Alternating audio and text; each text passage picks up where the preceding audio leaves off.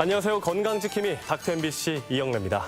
질환에 관한 다양한 궁금증 여러분의 입장에서 꼼꼼하게 짚어드리겠습니다. 지난해 우리나라에서 검거된 마약 사범 숫자가 2만 7천여 명으로 역대 최대치를 기록했습니다. 특히 10대 청소년의 범행은 1년 사이 3배 가까이 늘어나는 등 더 이상 마약 중독은 특수계층에 해당되는 문제가 아닌데요. 더구나 마약류는 중독성과 의존성이 극도로 높기 때문에 해마다 재범률이 증가하는 추세라고 합니다. 그래서 오늘은 원광대학교 병원 정신건강의학과 김대신 교수와 함께 약물 사용 장애에 대해 자세히 알아보겠습니다.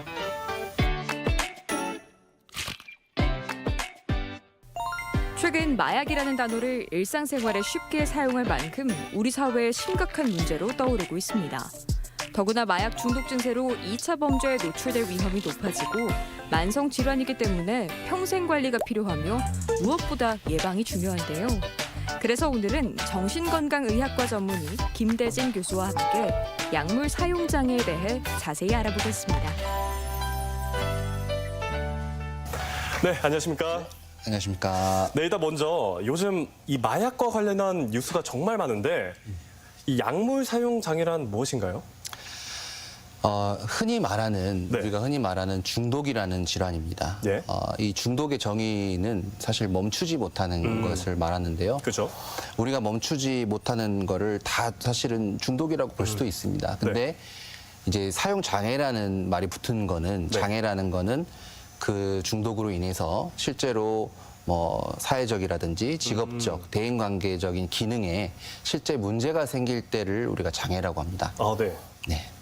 그렇다면 우리나라 마약 문제가 얼마나 심각한 수준인가요, 지금 현재? 처음에 이제 말씀해 주신 것처럼 네. 작년에 그 마약으로 검거된 사람들의 숫자가 2만 7천 명 정도 됐었는데요. 네. 그게 이제 재작년에는 예. 2만 8천 명 정도였습니다. 그래서 한 50% 정도 증가한 수치고요. 이게 해가 갈수록 계속 급격하게 증가하는 그 양상이 나타나고 있습니다. 네. 또 심각한 문제는 약을 직접 만든다든지 네. 또 대마 같은 마약성 식물들을 예. 직접 재배를 한다든지 예. 이렇게 직접 약을 제조하거나 만드는 키우는 사례가 지금 늘어나고 있어서 문제가 되고 있고요. 예. 또 이제 그 우리나라 앞으로 핵심적인 일꾼이 될 청소년과 청년층에서 이 약물 문제가 굉장히 빠르게 늘어나고 있습니다. 네. 그리고 원래는 이제 마약이 그 범죄 조직에 좀 그런 전유물 그런 느낌이 있었는데요. 최근에는 뭐 회사원부터 시작을 해서 뭐 주부도 그렇고 학생도 그렇고 뭐 의사들도 그렇고요, 교수도 있고 이렇게 뭐 직업을 가리지 않고 네. 약물 문제가 생기고 있습니다. 그리고 또 이 마약류 사범의 통계를 보면 요즘 10대 환자들이 정말 빠르게 증가하고 있습니다. 혹시 10대들이 마약류 중독에 더 취약한 이유가 있을까요? 그 뇌에는 이런 브레이크 역할이 있다고 했잖아요. 네. 근데 그 브레이크 역할을 담당하는 그 기능이 이제 전두엽이라는 곳에 있습니다. 근데 청소년은 이제 그 전두엽 기능이 좀 아직 발달이 덜 된 상태거든요. 네. 이제 전두엽이라는 우리 뇌라는 거는 사실 20대 후반, 30대 중반까지도 이 전두엽 발달이 계속 일어난다는 연구 결과들이 있거든요. 예. 그래서 청소년 시기에는 그 전두엽 기능이 약하기 때문에 브레이크가 약합니다. 그래서 이제 조절하거나 멈추거나 기다리는 것이 좀 더 잘 안 될 수가 있고 두 번째로는 이제 청소년은 그 친구가 굉장히 중요한 시기예요. 그래서 친구의 영향을 많이 받기 때문에 주변에 약을 하는 친구들이 있으면 그 또래 압박이라고 하거든요. 또래 압력에 의해서 같이 약을 하게 되는 경우가 있습니다. 그렇죠. 왜냐하면 그런 경우 많습니다. 흡연 같은 경우도 친구들이 해서 너 한번 펴볼래? 이러면서 시작했다는 애들이 많거든요. 그렇군요. 알겠습니다. 그렇다면 이 마약에 중독이 되면 물론 정말 다양한 문제가 있겠지만 어떤 문제들이 있나요?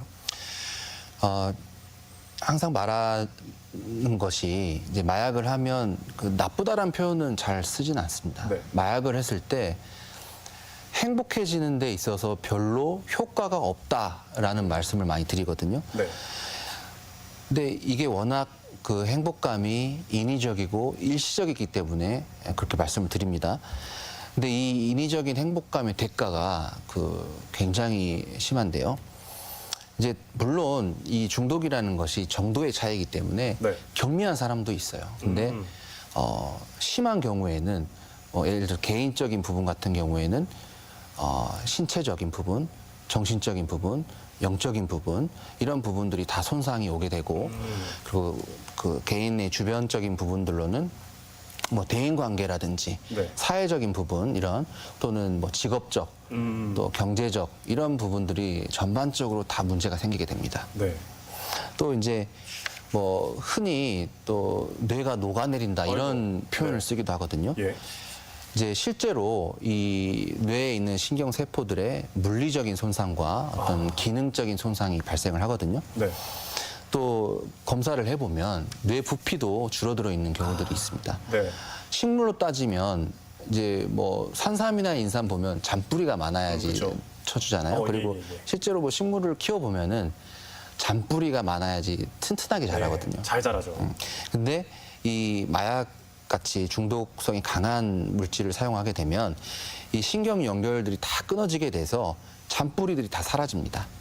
그렇게 되면 이제 주의력도 떨어지고 뭐 판단력도 떨어지고 뭐 기억력도 떨어지고 또 우울해지고 불안해지고 잠도 못 자게 되고 네. 또 뭐 환각이라든지 뭐 망상 이런 뭐 정신병 증상까지 아이고. 나타나는 경우가 많습니다. 네. 또 이제 약의 종류별로 좀 다르긴 하지만 뭐 심혈관 계통 문제라든지 호흡기 계통의 문제라든지 소화기 계통의 문제라든지 또 뭐 피부 질환이라든지 뭐 치아라든지 이런 수많은 부위에 어떤 신체적인 문제들도 생기게 됩니다. 이제 가장 큰 문제는 우리 인생의 어떤 의미라든지 뭐 목적이라든지 그 가치 이런 것들을 잃어버리는 게 가장 큰 문제가 되는 거거든요. 약을 통해서 느껴지는 쾌감이 그 인생의 의미와 목적을 대신해 버리는 게 문제거든요. 네. 그래서 이제 한번 중독이 되면 뭐 자아 실현이라든지 내적 성숙이라든지 이런 거를 이런 것과는 거리가 먼 삶을 살기 시작합니다.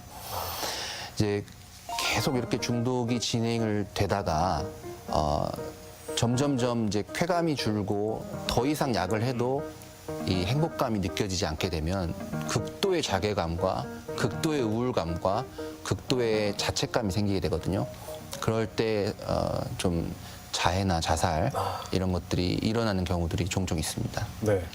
다시 한번 정말 마약은 하면 안 된다는 생각이 강하게 드는데요.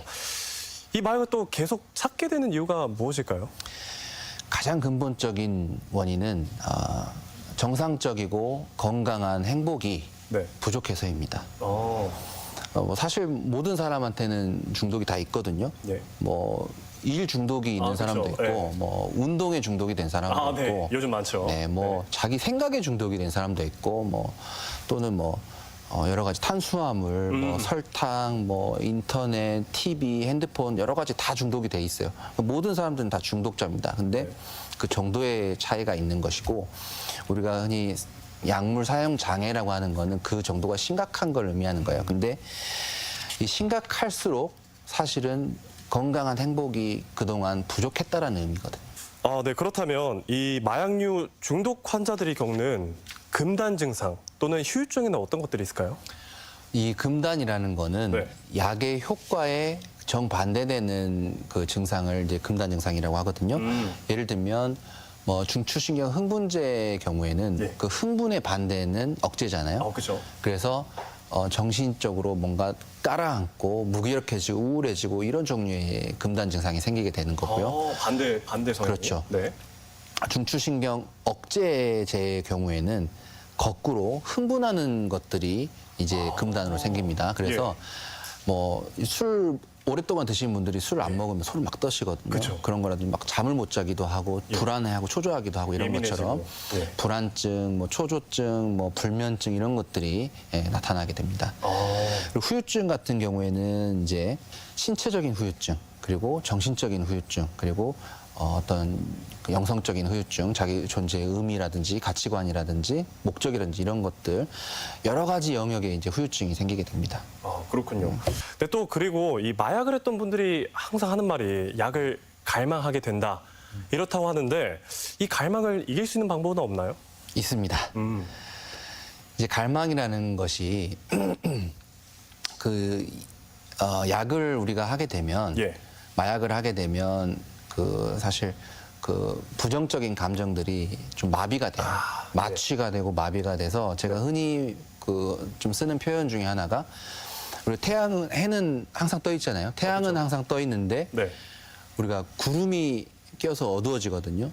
내 약물이 하는 역할은 구름을 잠깐 걷어내는 역할을 해요. 그러면 원래 있는 태양이 떠올라서 밝아지는 거거든요. 네. 이제 환자들이 약을 하신 분들이 뭐에 중독이 되냐면 약에 중독이 되는 게 아니라 내 속에 있는 그 태양에 중독이 되는 거예요. 그러니까 원래 내 속에 잠재돼 있던 그 행복감에 중독이 됩니다. 네. 갈망이라는 거는 항상 있는 행복감과 내 현실에 구름이 껴 있는 부정적인 감정이라든지 스트레스 같은 걸로 인해서 어두워져 있는 괴로움이라고 하거든요. 스트레스라고도 하고 괴로움이라고도 하고 고통이라고도 하는데 이런 현실의 괴로움과 내가 약을 했을 때의 그 행복감과의 괴리가 갈망이에요. 그 괴리가 클수록 갈망이 심해지는 거겠죠. 그렇죠. 그래서 이 갈망을 이기는 방법은 갈망이 왔을 때 즉시 쓸 수 있는 방법이 하나가 있고요. 네. 두 번째로는 근본적인 거는 마음의 구름을 우리가 약을 하지 않고도 구름을 걷어내는 법을 알아야지 결국은 행복해지면서 갈망이 주는 거거든요. 그래서 네. 두 번째 방법은 오랜 기간 성찰하고 연습하고 훈습해야 되는 그런 방법이 있습니다. 그러니까 즉시 쓸 수 있는 방법, 오랫동안 연습해야 되는 방법 두 가지가 있는데 네. 둘 다 중요합니다. 네. 네. 그렇다면 이 처음에 약을 끊는 과정이 궁금합니다. 이거 어떻게 진행이 되나요? 첫 번째 치료 목표를 먼저 제시를 합니다. 저희는 그래서 첫 번째 치료 목표를 100일 동안 어떻게든 단약을 하시는 게 필요하다라는 목표를 처음 제시를 하거든요. 네. 왜냐하면 이렇게 최소한 100일 동안 단약을 유지해야지 마약에 적응해 있던 뇌가 좀 돌아오기 시작을 하거든요. 100일? 네. 네. 뇌가 좀 돌아오기 시작하면서 이제 금단 증상도 줄어들게 되고 그런 생리적인 갈망이 좀 줄어들게 되거든요. 그래서 일단 첫 번째 목표를 100일 동안 단약하기로 제가 제시를 하는 경우가 많고 이렇게 100일 동안 단약을 하기 위해서 필요한 것들이 있는데요. 일단 무조건 도망 다니는 게 답입니다. 네. 무조건 피해 다니는 약과 거. 멀리. 네. 네. 한 번 그 약을 경험하게 되면 그 약을 했던 장소라든지 약을 같이 했던 사람이라든지 약을 했던 시간대라든지 약과 관련된 물건이라든지 이런 게 다 그 행복감과 연결이 돼 버리거든요. 그래서 약을 했던 장소만 가도 갈망이 올라오고 약을 같이 했던 사람을 연락처만 봐도 갈망이 올라오고 네. 물건만 봐도 올라오고 심지어는 내가 겨울에 했어 그러면 겨울이 되면 갈망이 올라오는 거예요. 그중에서 가장 중요한 게 사람이거든요. 그래서 약이랑 관련된 모든 사람의 연락처를 끊어내는 게 첫 번째거든요. 그래서 SNS 같은 경우로도 이 재발이 많이 일어나기 때문에 SNS도 다 탈퇴하라고 말씀을 드려요. 카카오톡 같은 경우에는 아무리 숨기기라든지 해도 다 복원이 되거든요. 네. 아예 아이디를 지워야지만이 친구들이 그 약을 했던 친구들이 없어지게 되는 거거든요. 네. 완전히 그런 차단을 하는 게 필요하고 필요한 경우에는 스마트폰 말고 옛날 3G 폰이라든지 이런 걸 쓰시라고 말씀을 드리기도 하고 집에서 약을 했던 경우에는 최소한 100일 동안에는 집에도 들어가면 안 된다라고 말씀을 드리는 경우도 있어요. 한 번 이런 갈망이 올라오면 굉장히 참기가 어렵기 때문에 일단 처음에는 그런 무조건 피하는 것이 중요한 것이고요. 그리고 금단 증상이 와요. 이런 약과 반대되는 그 금단 증상이 와도 그 갈망을 참기가 어렵기 때문에 그 약의 효과를 좀 대신해 줄 수 있는 그 금단에 대한 치료를 병원에서 받으시는 것도 아주 도움이 많이 됩니다. 그래서 이제 병원에 오시면 계속 가지고 다닐 수 있는 갈망약을 드리거든요. 그러면 이제 계속 물이랑 같이 갖고 다니면서 갈망이 올라올 때 1초 만에 재발을 하기 때문에 갈망이 오는 순간에 그 병원 약을 드시게 되면 네. 좀 더 나아지는 거죠. 또 이제 이제 뭐 약에서 회복한 회복자라든지 네. 내 그 회복을 지지해주는 사람이라든지 이런 사람들한테 전화를 거는 방법도 있고요. 아, 네. 또 심리적인 방법도 있습니다. 네. 뭐 예를 들면은 뭐 갈망 파도 타기 기법이라든지 뭐 또 주의 분산 기법이라든지 네. 또 요즘 흔히 뭐 유행하는 마음 챙김 기법이라든지 이런 심리적인 방법도 있습니다. 그럼 실제로 약물 중독에서 회복되는 환자가 어느 정도 돼요? 약물 중독 치료를 받았을 경우에 생각보다 치료율이 높거든요. 그거는 이제 외국 그 자료를 찾아봐도 그렇고요. 제가 실제로 경험한 것도 그렇고, 이제 보면은 치료를 받은 경우에 적어도 40%에서 60% 정도는 꽤 오랜 기간 단약을 유지를 하실 수 있습니다. 네. 정말 오늘 전체적으로 봤을 때 이 평생 마약을 하지 않는 게 가장 중요할 것 같은데 그렇다면 중독에서 회복하려면 어떻게 해야 되나요? 결국 약 없이도 그 정상적이고 건강한 방식의 그 행복을 느끼는 게 핵심입니다. 이제 약 없이도 그 아까 태양 말씀드렸잖아요. 약이 태양을 만드는 게 아니라 단지 구름을 걷어내는 거예요. 그래서 내 마음에 구름을 다 찾아내야 되는 거거든요. 우리가 이 수많은 것들이 바뀌게 됩니다. 신체적인 부분도 바뀌게 되고, 이 감정적인 부분도 바뀌게 되고, 태도와 관련된 것도 바뀌게 되고, 내 뭐 신체적인 부분에 문제가 있으면 그것도 이제 치료를 시작하게 되고, 가족 관계도 바뀌게 되고요, 내 가치관도 바뀌게 되고, 내 인생의 의미라든지 목적도 바뀌게 되거든요. 다 바뀌는 과정이에요.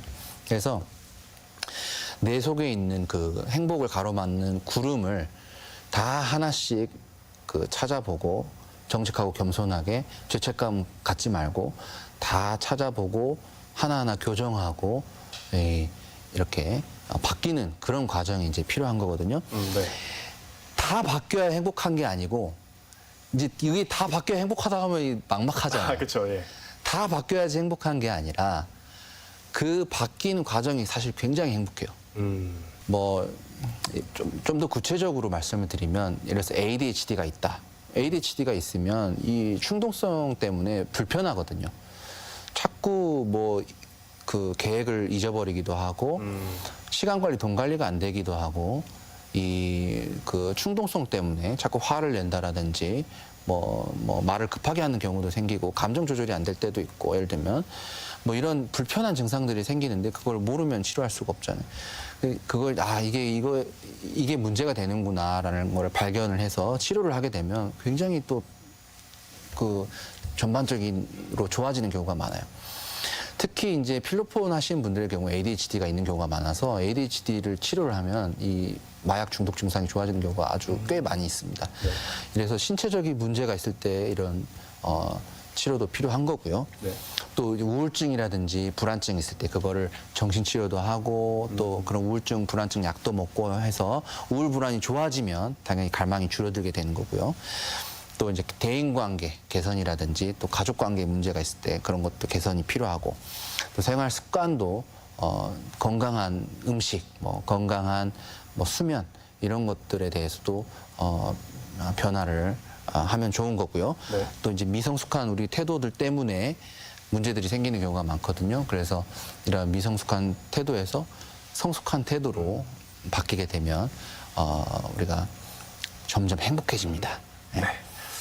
네, 그렇다면 이 임상 현장에서 이 직접 사투를 벌이고 있는 치료진의 입장에서 약 근절을 위해 가장 중요한 점은 무엇이라고 생각하실까요? 전반적인 전반적인 정신 건강이 좋아져야 된다라고 생각을 합니다. 이건 또 뭐 사회 전체의 문제이기도 하고요. 또 국가적 차원에서 도움이 필요한 문제이기도 하거든요. 네.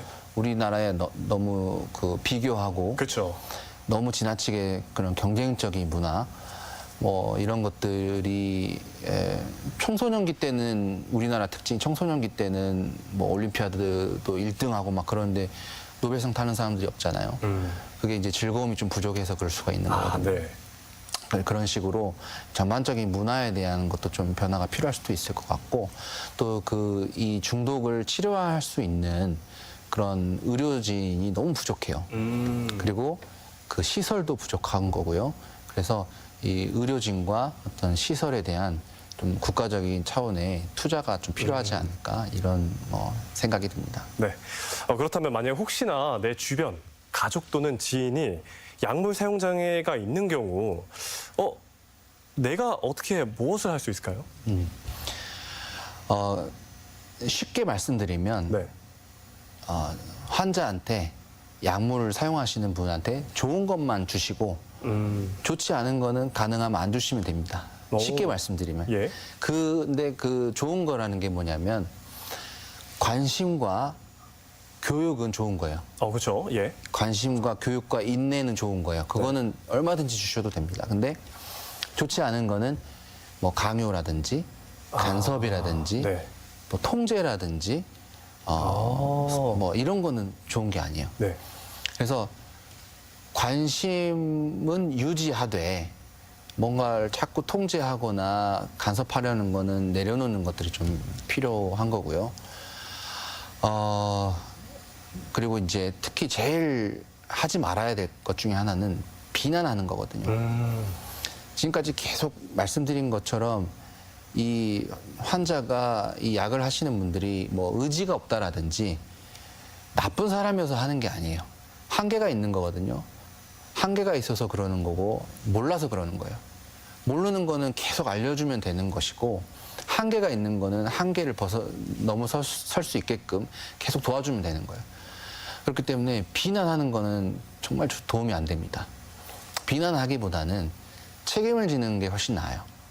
비난하기보다는 내가 가족으로서 책임을 지고 치료 기관을 알아본다든지 뭐 중독에 도움이 되는 뭐 교육 자료 같은 걸 찾아서 보여준다라든지 또는 뭐 정 안 되면 경찰에 신고하는 방법도 있어요. 그것도 도와주는 겁니다.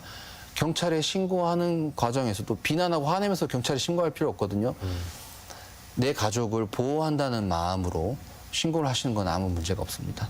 그래서 오히려 그런 법적인 절차 그리고 치료 절차를 통해서 회복이 시작되는 경우가 많기 때문에 비난하는 게 아니라 좀 이런 책임을 지고 좀 인내심을 갖고 좋은 것만 주려는 그런 좀 노력이 필요한 거고요.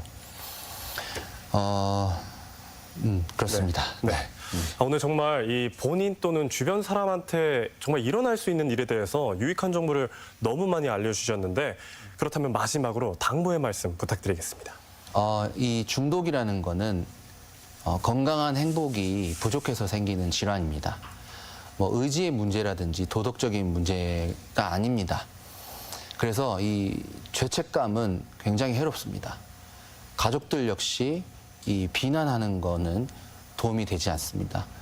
이 중독이 되는 이유는 우리가 건강한 행복에 대해서 잘 모르고 또 개개인의 한계가 있기 때문에 발생하는 거거든요. 그래서 이런 것들을 잘 이해하고 받아들여서 우리 중독 치료 과정은 굉장히 행복해지는 과정입니다. 그래서 또 당연히 인내가 필요할 때도 있지만 이 치료를 받으면 굉장히 기분이 좋고 행복해집니다. 그래서 죄책감 갖지 말고 비난하지 마시고 꼭 치료할 수 있는 치료가 가능한 곳에 가셔서 치료를 잘 받으시는 것을 강력하게 추천드립니다. 네, 이 시간에는 정신건강의학과 전문의 김대진 교수와 함께 약물 사용 장애에 대해 알아봤습니다. 교수님 오늘 말씀 고맙습니다.